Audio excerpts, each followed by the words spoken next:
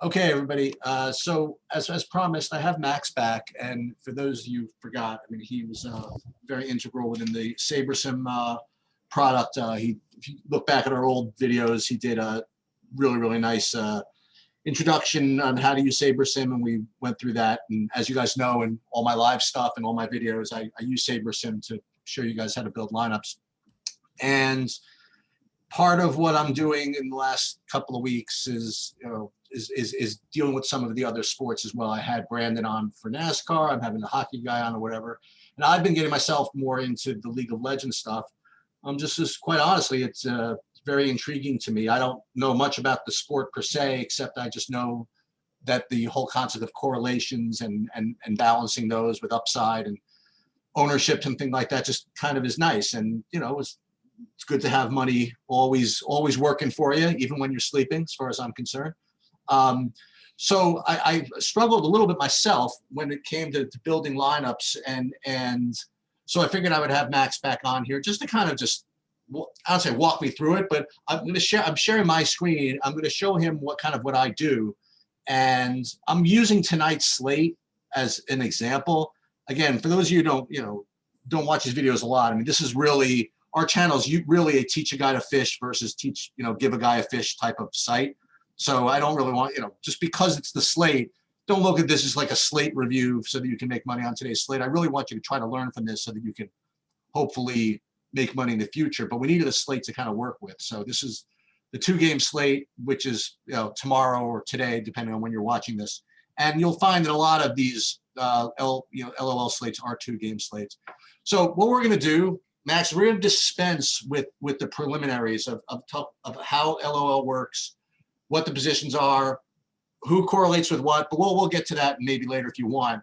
And we're also going to dispense with the idea of you having access to like decent projections. Okay, so we're going to presume that you guys, whether you use SaberSim, RotoGrinders, Awesemo, you list them. I mean, or if you feel as though projections don't matter because of the way things correlate, that's fine too. We're going to dispense with all that, and we're going to cut right to how the lineups get built, what settings to use, and more to the point, Max, I also want to do kind of like a sanity check thing, because what I find is when I build these lineups, okay, I mean, I look at them and I see how many of them are, just say, for example, not 4 threes, it just kind of bothers me in a way, I'm like, and so I want to talk about, which types of things can be played versus which types of things do you need to manually override or whatever. So as you see, what I did is I actually used partially the SaberSim projections. I used some others, and I kind of just tweaked it a little bit. Right. Can I just cut in for a second? I actually created the SaberSim projections, and I endorsed them fully. I actually just updated them a couple weeks ago. I think they're very competitive with what's on the market. And there isn't all that much on the market. And in fairness, right. We can have that discussion another time if you want with respect to how much variance there is between projections and actual thing. As a matter of fact, when we're offline, I'll send you work that I did on NBA ownership projections and PGA ownership projections. I compare like 5 sites to one another and who's closest and stuff like that. And the overall, you'll actually get a kick out of it. Okay. Yeah. So SaberSim's projections. Okay. So they're really good. So if you want, just go to SaberSim and use theirs. I do find sometimes though that the captain ownership sometimes kind of gets lost. It's funny. So right before I came on, I talked to Matt about this, and he said we did actually have a bug with that we just fixed. So that's great, because I brought it up over the weekend or somebody. Yeah. So yes, that is fixed now. Because what ends up happening is you have a captain who's like 0.01% owned, like he's going to get jammed into every lineup. Right. And this is what I was finding, right? So that should be fixed.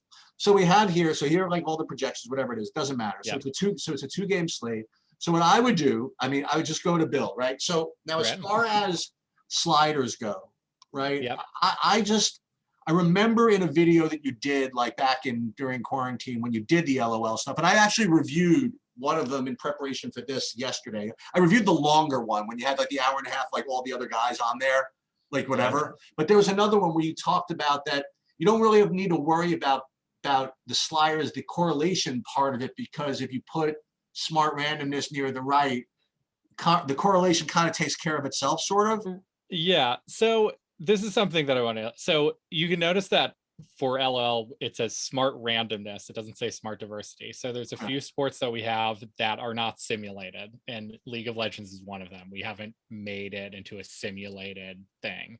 And because of that, the smart randomness feature, I would say, is more sort of for getting diversity of your lineups and is not as helpful of a feature in terms of it's going to make your lineups more profitable or taking into account upside other than sort of a default upside number we're giving everyone. Okay. And so I don't think, it's interesting that these default settings are like this. And the reason I think is it's a 2-game slate, right? Is if you don't have diverse lineups and you don't have like strange lineups, you're probably going to have a duplicated lineup. And as a lot of us learned this past season in something like NFL Showdown or like things like that, where there's not that many lineups to choose from, getting a duplicated lineup can really hurt you. And so I think, in general, you can use correlation higher and lower that smart randomness. You could actually use stacking rules. That's something that they sometimes do for League of Legends, especially if you want a particular thing. Like, for example, in a 2-game slate, right? If you do a 4-3 stack and you stack like TES, who's the biggest favorite, and LGD, you're probably going to get a duplicated lineup. So there's kind of tricks that you can do, like kind of use the stacking rules to force a one-off from the opposite team or something like that to make your lineup unique. That being said, now that we have those features where you can basically decide which lineups to use by checking or unchecking them, you don't really need to use that either. You can just sort of use the eye test. I mean, you could just go to one of your builds. I'm curious to see. Right. Well, let's talk about that for a second, because with respect to duplicated lineups, and that was like, I literally had 2 points I wanted to make, 3 of them. One is, when it comes to duplicated lineups, right? I always wondered this in poker when I did online poker. This I didn't worry about. I actually knew the answer to this, is where you needed to find your edge. And I always felt as though being able to beat like the really, really terrible players, I mean, that was easy. And you really weren't going to beat the experts. What you really needed to do was beat the bad regs, like in the middle, right?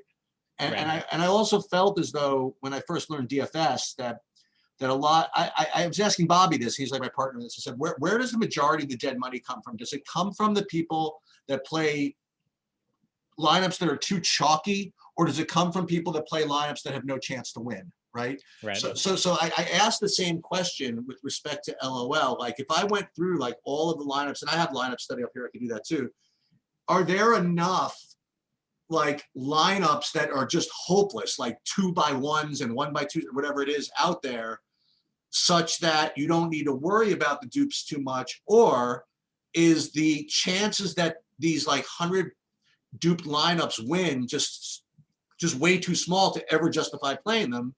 And I think you can justify playing them for sure. I think the biggest mistakes that people make probably are basically using support or something like support specifically in the captain on like the biggest favorite, because what you end up doing is, support on the biggest favorite, the biggest favorite's going to win a lot, and like a team winning has like a 0.7 correlation with fantasy points for a player. So if a team wins, he's going to do well. So if a team that's a minus 1,000 favorite to win, like Top Esports is tonight, that's going to make the supports projection really high because they're just going to win so often. But the sports upside is not that high. So like doing something like that, doing something egregious like putting team in the captain or something like that is totally egregious. So we're not going to be egregious. What we're going to do is we're going to use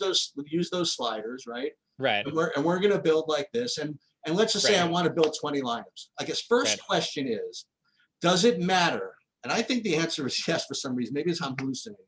Does it matter whether I build 20 lineups like this or build 100 lineups and pick the top 20?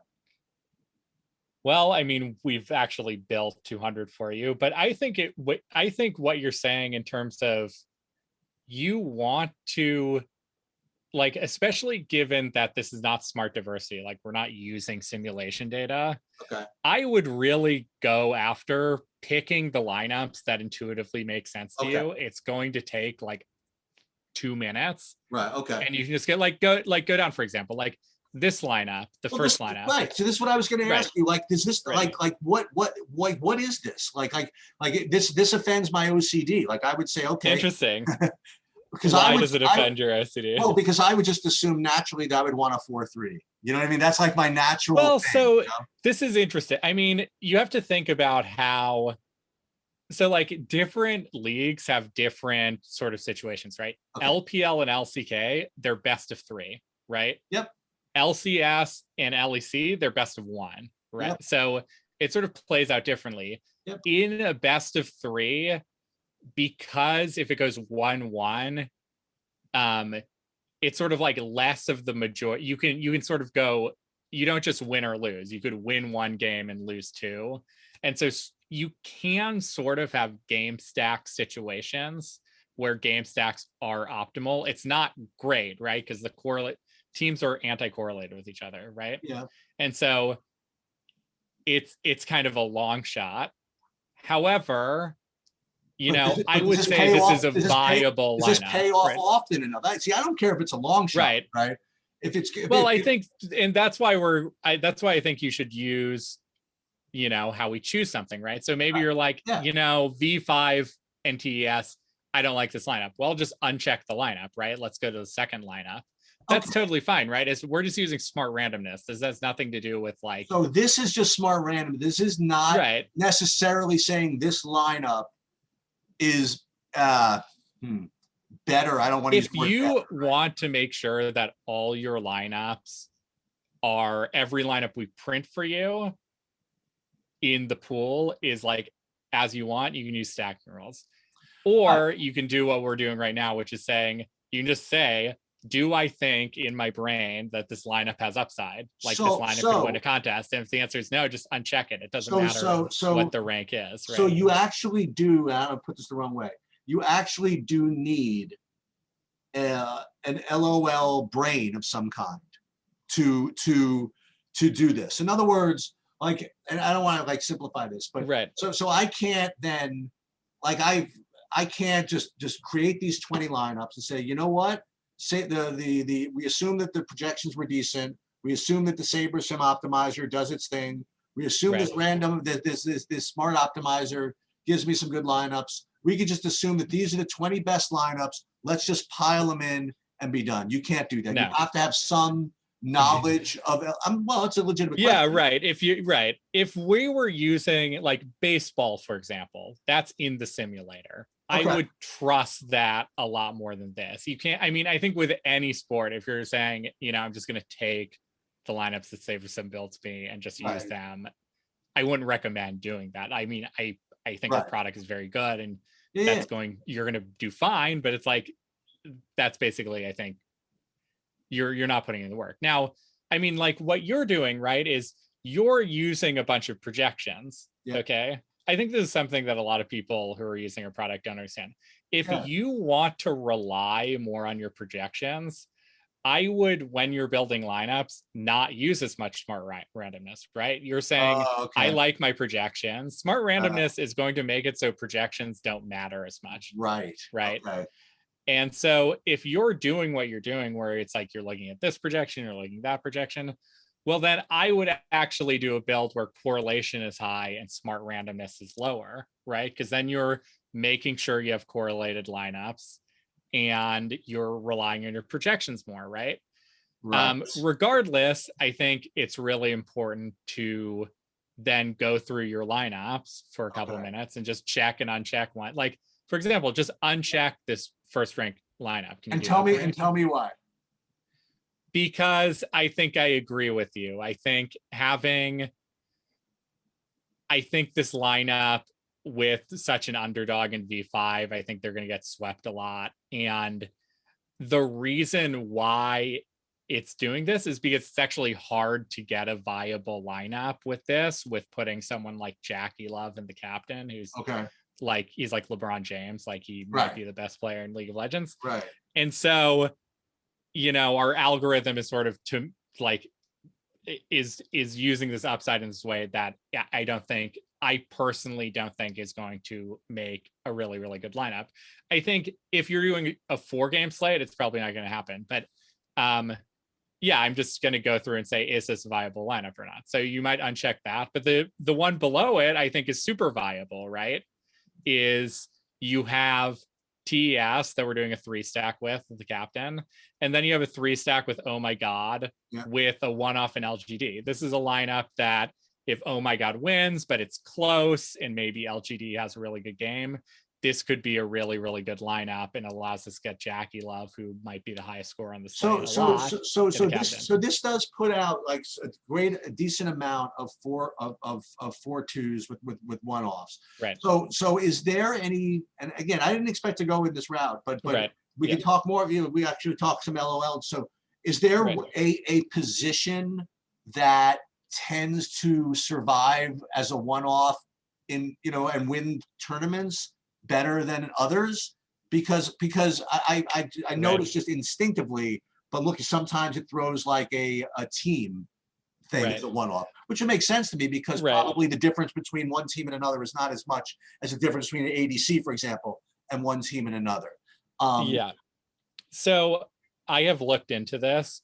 For the most part, it's uniform. Like, interesting. The anti-correlations. However, there's a little bit with top specifically. Top has the least anti-correlation with the opposite team. So, but we're using those numbers, right? So if you actually took correlation into account more in the builder, then it's going to account for that more. So if I was doing a build, and I think the reason that we have these settings like this is because they're default for just any 2-game slate, whether we're using simulator or not. So I would say that I probably wouldn't use the settings. I would do what you just did.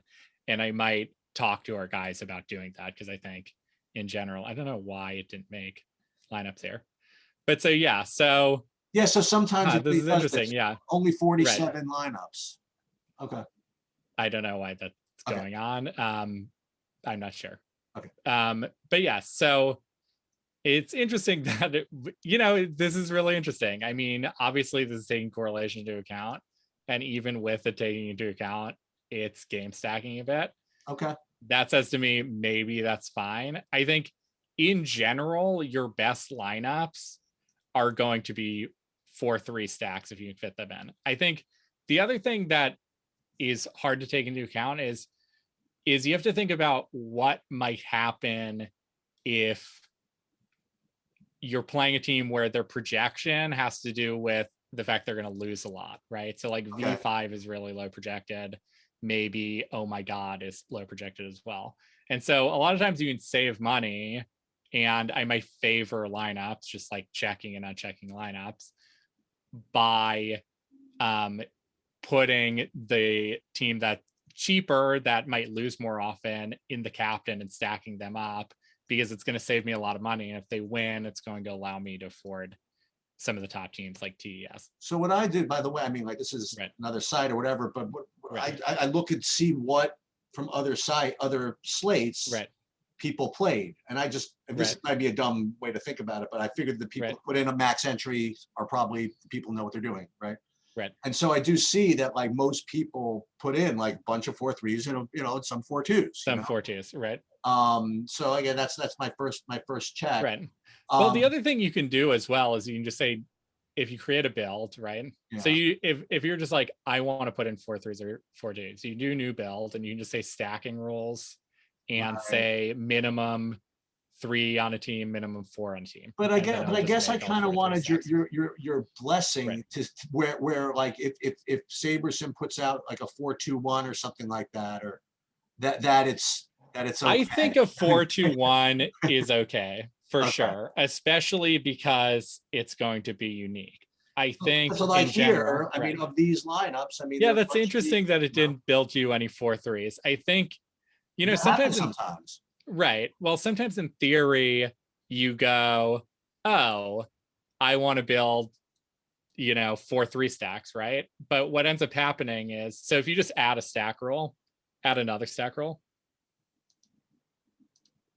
and say at least 4 from the same team. Oh, I see. And so now that's gonna. Do we necessarily need to put somebody in the captain or no? Probably good idea. You can keep it. You could, yes. I mean, you could do it. So yeah, I would keep the captain, but you could take it out and then the 3 stack will have the captain. Oh, what I'm saying is it okay? Right. I mean, is it typical that if you play the 4 that one of them? Yes, yeah, absolutely. Okay. Yeah.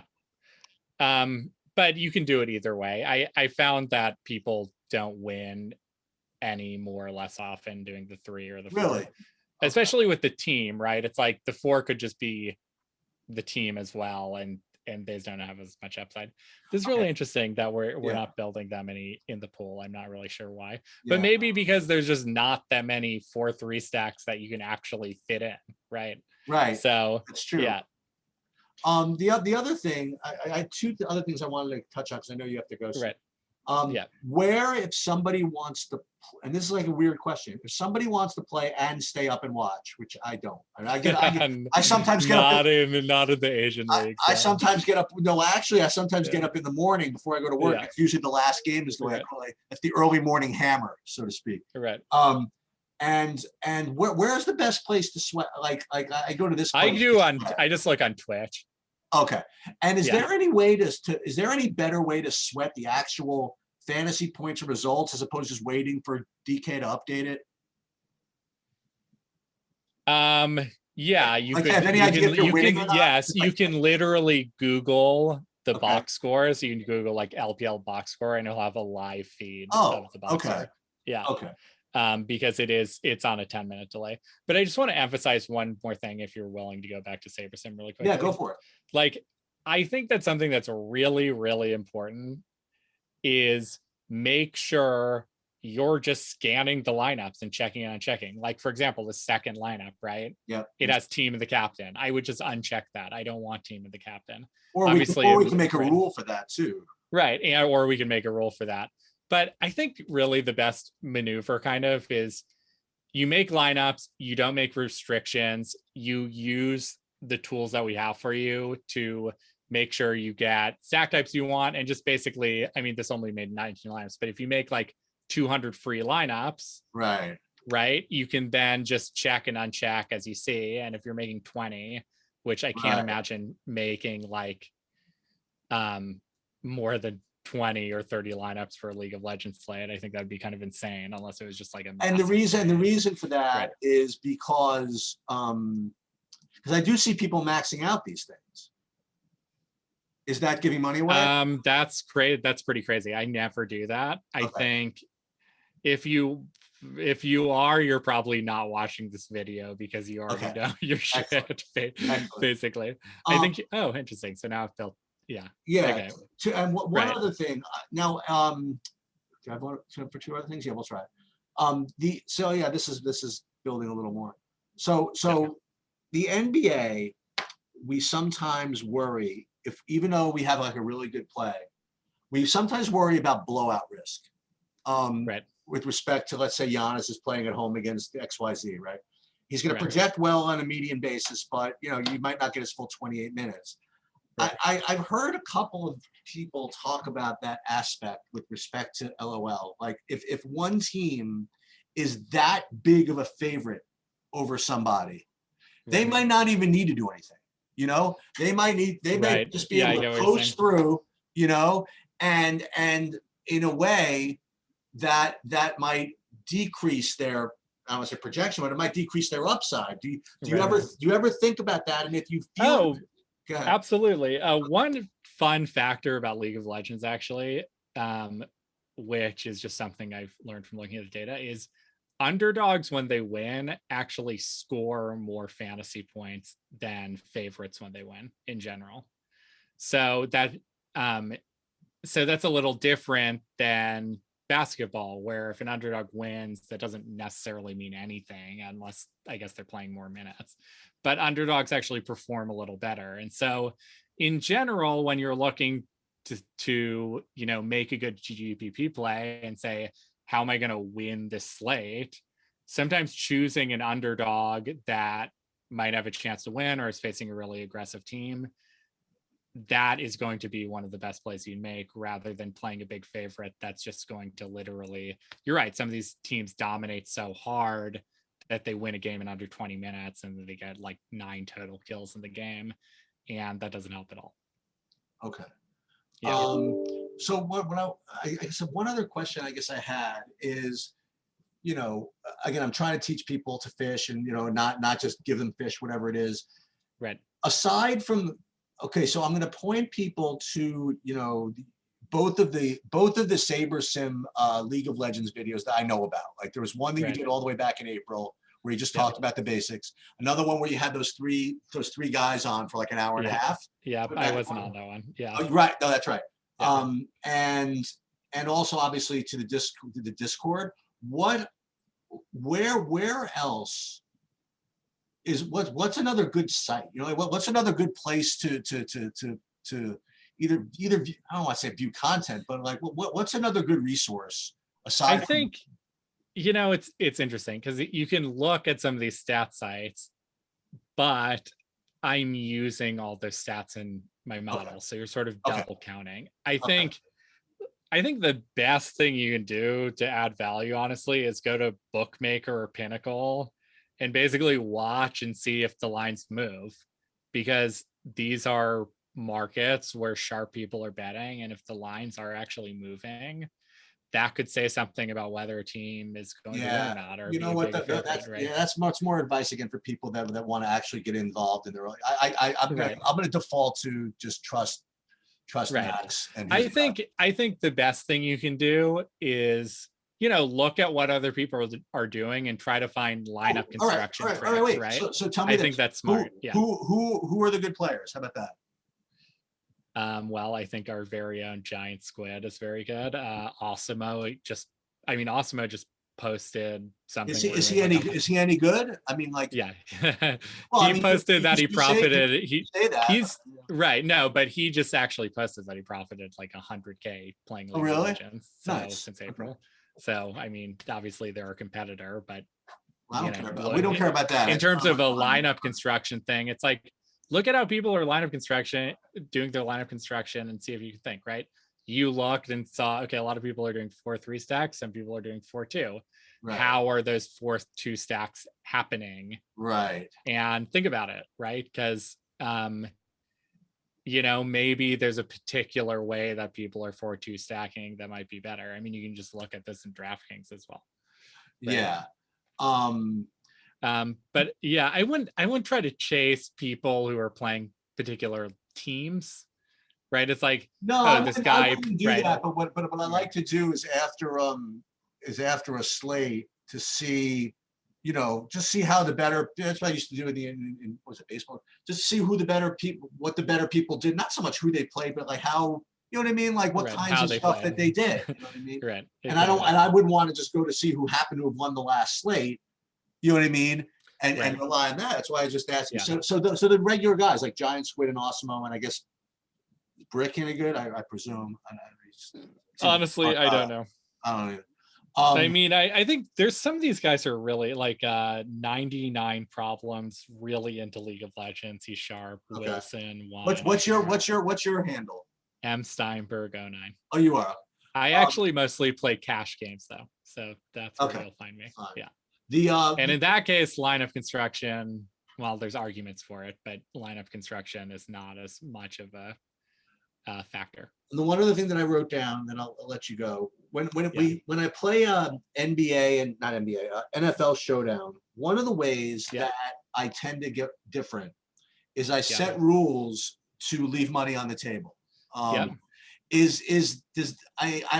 thing I noticed with the SaberSim is that kind of just does it automatically. Right. Is it the same thing? Like, do you want to just quote unquote never? I'd say never is a long word, right? is it worth setting actually a rule to never have more than 49,500 or something like that? Or yeah, I absolutely, I think so. But again, I don't think you want to do that. Like, yes, I think that's a good idea, but just make sure your lineups aren't doing that by putting like team in the captain or support in the captain, because I think that's wrong. Like, if you force our builder to do certain things, it will try to do them as best I've learned they that can. It can, and that might lead you. You might actually be a little like not understanding, like, oh, if I do this and I'm trying to create 20 lineups, I've learned that. I've learned that even with NBA and football, when I really try to like force SaberSim to agree with me, and it just keeps on saying, "You sure you want to do this?" Basically, they're like, "We can't build you these lineups." Like, we'll try. We'll do it, but maybe you should reconsider it. Right.